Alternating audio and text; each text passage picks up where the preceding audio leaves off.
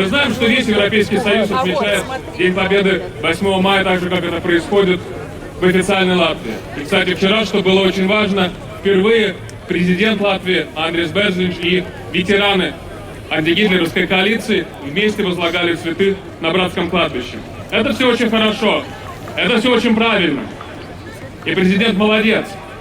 Но у меня в семье День Победы всегда отмечали 9 мая.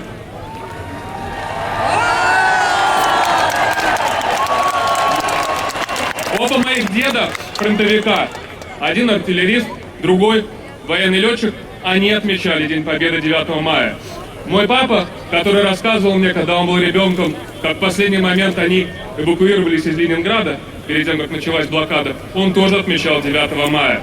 И моя бабушка, которая рассказывала про оккупацию Кубани, где, предположим, в том маленьком городке, где она тогда жила, немцы расстреляли весь детский дом с воспитанниками и воспитателями, она тоже отмечает 9 мая, именно 9 мая День Победы. Для меня 9 мая и День Победы — это синонимы, это на генетическом уровне.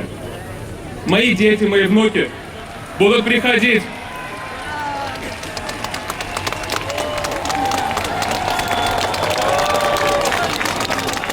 Мои дети и мои внуки 9 мая будут приходить, чтобы отметить День Победы сюда, в Пардаугаву, памятнику освободителя.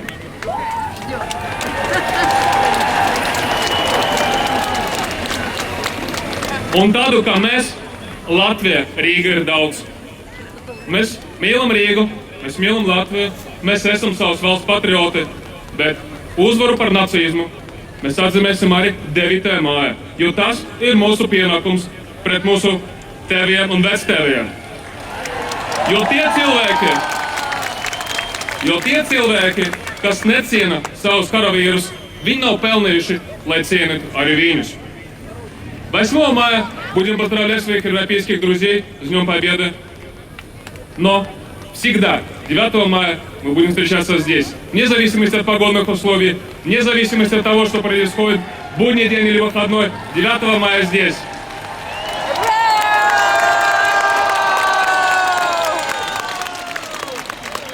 Потому что это наш долг перед нашими дедами, прадедами, которые победили нацизм и которые сейчас являются для нас единственным моральным примером, как правильно прожить свою жизнь. Они наш единственный пример. За это спасибо им. И будем всегда достойны наших дедов и наших прадедов. Поэтому еще раз, с Днем Победы, Рига! С Днем Победы, рижане!